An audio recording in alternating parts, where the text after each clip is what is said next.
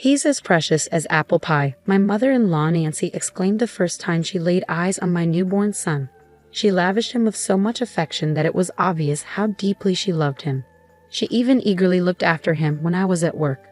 At the time, I hadn't fully grasped the extent of her adoration. My name is Emily, and I'm 28 years old, working full-time. I married my husband Liam a year ago, and shortly after, we moved in with his parents. Before moving in, I had some reservations, but my relationship with my mother-in-law seemed generally positive.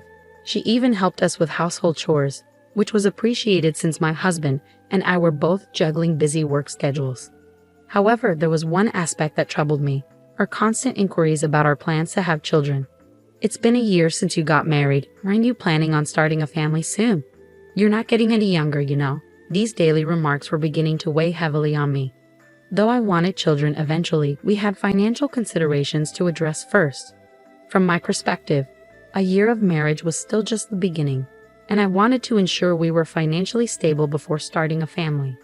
It was clear my mother-in-law was eager for grandchildren, but her persistence was adding unnecessary pressure. One evening, after Nancy had gone to bed, I decided to broach the topic with Liam. "She keeps bringing up the topic of kids. How do you feel about it?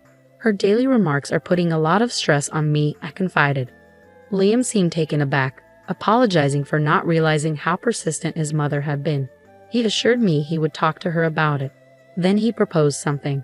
"Not because Mom is pushing us, but should we start thinking about having a child? My upcoming promotion might lead to a salary increase, which could give us more financial flexibility. Plus, it might be wise to try for a baby while you're still young, Emily," he suggested. Liam wasn't pressuring me, but he wanted us to consider the idea more seriously. "If your salary is going to increase, that might be a good idea. I'll think about it, but for now, please speak to Nancy about giving us some space." I agreed, requesting time to consider our options. A few days later, Liam spoke to his mother, and thankfully, her constant prodding eased. The topic of having children stopped being a direct conversation, and my stress levels gradually decreased. Once things calmed down, I found myself more open to the possibility of starting a family. A few months later, Liam and I agreed to wait for his promotion to be confirmed before trying for a baby. Half a year later, everything fell into place, and I found out I was pregnant. We were overjoyed, but no one was more thrilled than Nancy, who had been eagerly waiting for the moment she could become a grandmother. Every day, she was restless with excitement, constantly checking in on me, which was endearing. Although I hadn't appreciated her earlier impatience, I understood her eagerness to welcome a grandchild. Gradually, I found myself growing more at ease in my interactions with her. A few months later, the day of my delivery arrived. With the support of my husband and Nancy, I gave birth to a healthy baby boy, despite my initial fears and worries. We named him Jackson. Holding our little son brought me an indescribable sense of joy. After the delivery, I took parental leave to focus on caring for our newborn. As a first-time mother, I was learning the ropes of child rearing, which proved more challenging than I had anticipated. Nonetheless, the joy of having Jackson far outweighed the difficulties, and I treasured every moment with him. Time seemed to fly by, and before I knew it, Jackson was nearly a year old, and my parental leave was coming to an end. I planned to return to work, but we encountered an unexpected hurdle. We couldn't find a child care center. We knew there was a shortage, but the difficulty of securing a spot caught us off guard. Liam and I were left unsure of what to do next. I ultimately chose to extend my parental leave. During that time, Jackson continued to grow, and by the time he was nearly 2, I was ready to return to work. We still hadn't found a child care center, but Nancy offered to take care of Jackson. "Emily, you don't want to quit your job, do you? I'm always home, so please don't hesitate to leave him with me," she said. "I'd be lonely without him." Her offer was a blessing. With our son nearing 2, Liam and I planned to enroll him in preschool when he turned 3. There appeared to be enough availability at nearby kindergartens, and we thought we could manage for another year. For the past 2 years, we'd shared childcare responsibilities with my mother-in-law, whom we trusted completely with our son's care. Thanks to her, I successfully returned to work, and everything was going smoothly. Our life was harmonious and free of complaints. A year after adopting this routine, as our son was nearing his 3rd birthday, I noticed something unusual about him. He used to greet me excitedly when I returned home. But now he seemed distant. He was constantly by my mother-in-law's side, hesitant to engage with me. I thought perhaps he had grown too attached to Nancy since she was his primary caretaker. Still, I made every effort to connect with him and wondered what might be causing the shift. Then, a more troubling issue arose. Jackson had suddenly stopped speaking almost entirely. As he had grown older, he had become a chatty child, sometimes even to the point of excess. Now, it was as if he were a completely different person, silent and withdrawn. I wondered whether my absence was causing him to feel lonely or if there was something else going on. My husband also noticed something was amiss, so we decided to take him to the hospital for an evaluation. However, my mother-in-law strongly opposed the idea. A hospital? Jackson's fine. He's a good boy, she insisted. I'm the one taking care of him, so trust me. Don't label him as sick. My mother-in-law protested frantically. Her strong resistance raised my suspicions. Normally, a protective mother would want to rush to the hospital if she thought something was wrong. Yet she was actively opposing us taking him. My previous trust in her caring for our son now began to waver. My husband also sensed something off about my mother-in-law and brought it up one night after she went to bed.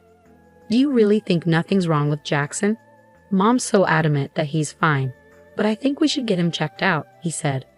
I agreed with my husband. Our once lively, talkative son had become completely subdued. No matter how much my mother-in-law insisted he was fine, we couldn't just ignore the changes in him. We decided on the spot to take him to the hospital right away. A few days later, my husband adjusted his work schedule to match mine, and we took our son to the hospital. My mother-in-law remained unhappy about our decision. I told you he's fine. This is a wild goose chase, she grumbled as we left the house. She initially wanted to accompany us, but my husband suggested it would be best if just the two of us went. Ignoring her irritation, we set out for the hospital with our son.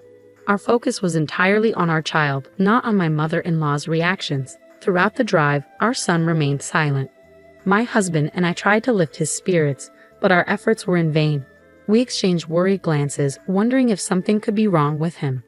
Once we arrived at the hospital, our son underwent a series of tests while my husband and I anxiously awaited the doctor's diagnosis. We were prepared to accept any result calmly, but the doctor's findings were unexpected. Despite the numerous tests, the doctor found no physical abnormalities in our son. A sense of relief washed over us, but it left us puzzled. What had caused our son to change so dramatically? To our questions, the doctor suggested it could be something psychological. My husband and I discussed various possibilities on our way home from the hospital, but couldn't come to any definitive conclusions. As soon as we arrived home, my mother-in-law, as if lying in wait, immediately asked about the test results. When we told her there were no physical issues, she responded with a triumphant, "See, I told you so." We deliberately refrained from mentioning the possibility of a psychological aspect, knowing she would likely cause a fuss over it. From then on, my husband and I paid even closer attention to our son, keeping a watchful eye on his behavior and well-being. I made an effort to return home from work earlier than usual to spend more time with our son.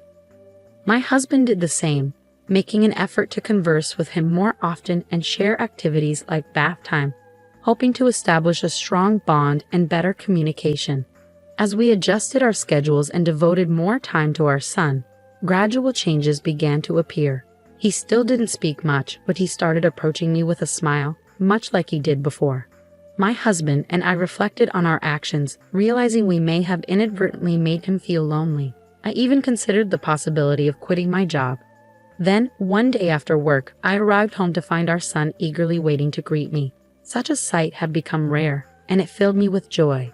As I patted his head and told him to wait in the living room while I changed, my mother-in-law emerged from the living room.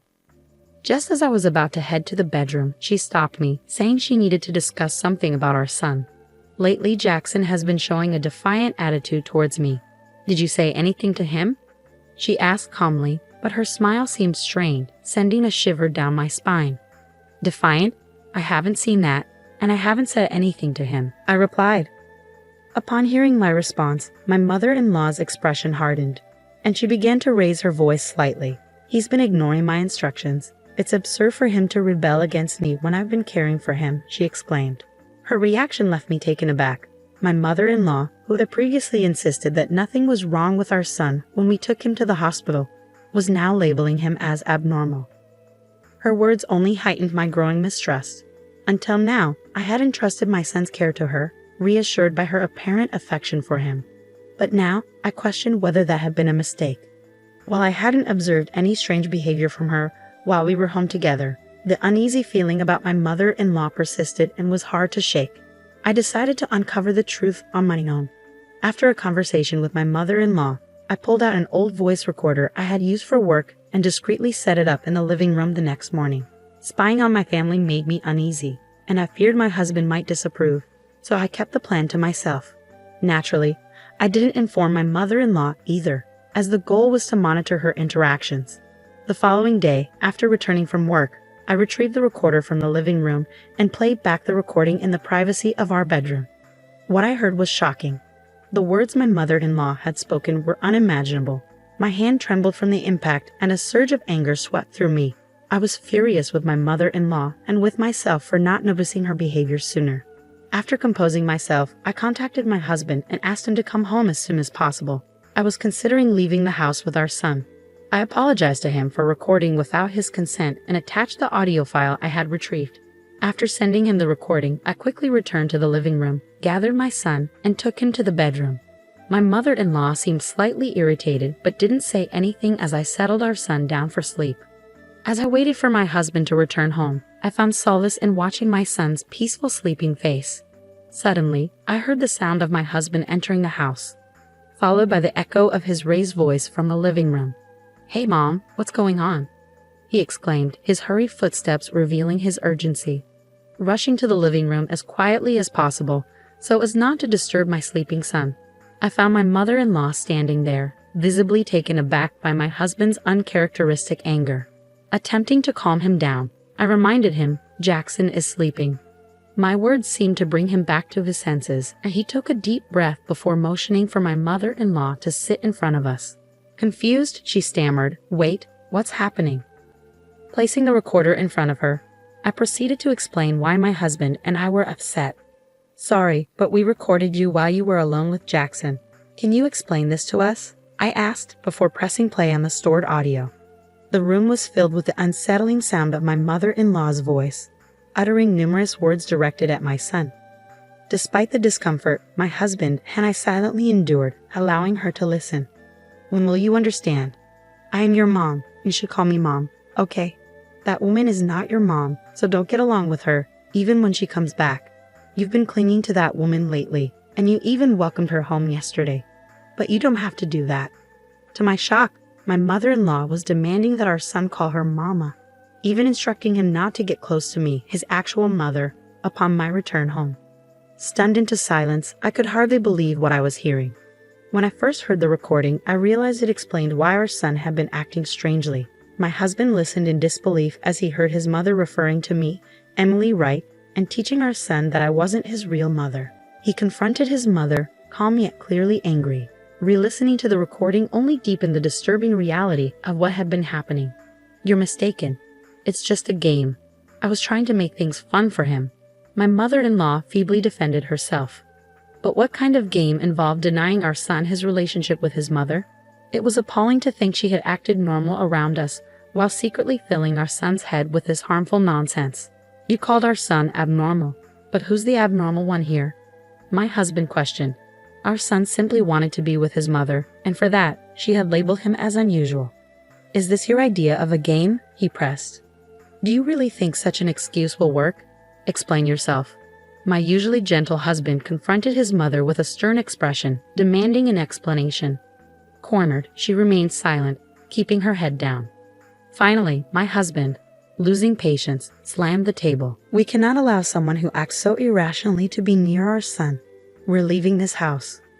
Upon hearing this, my mother-in-law's demeanor changed. She quickly looked up in alarm. "Leave? What do you mean? You can't." She started apologizing profusely, realizing what our departure would mean for her life. Losing access to her grandson and our financial support would put her in a difficult position.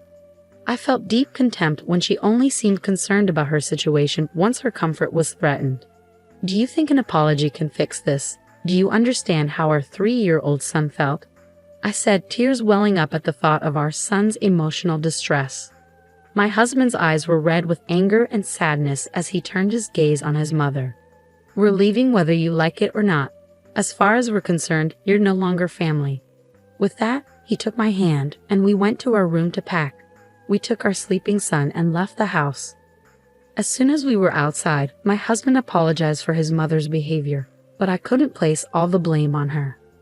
We should have noticed earlier and kept him away from her, I said.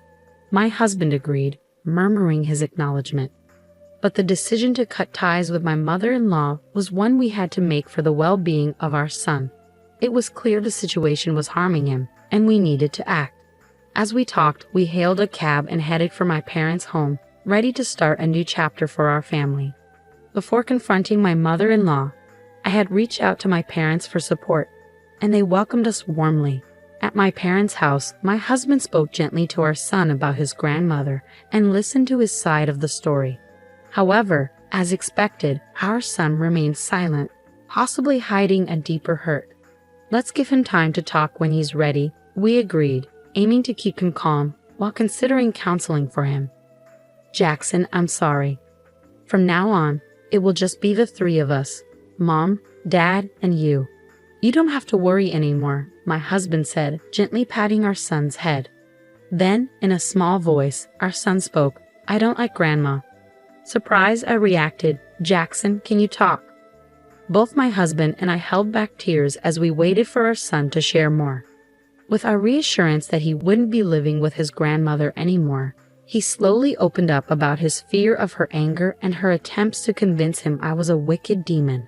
He shared his confusion and his struggle to understand how to reconcile his love for both his parents with his grandmother's behavior. Listening to him speak, I deeply regretted trusting my mother-in-law and prioritizing work.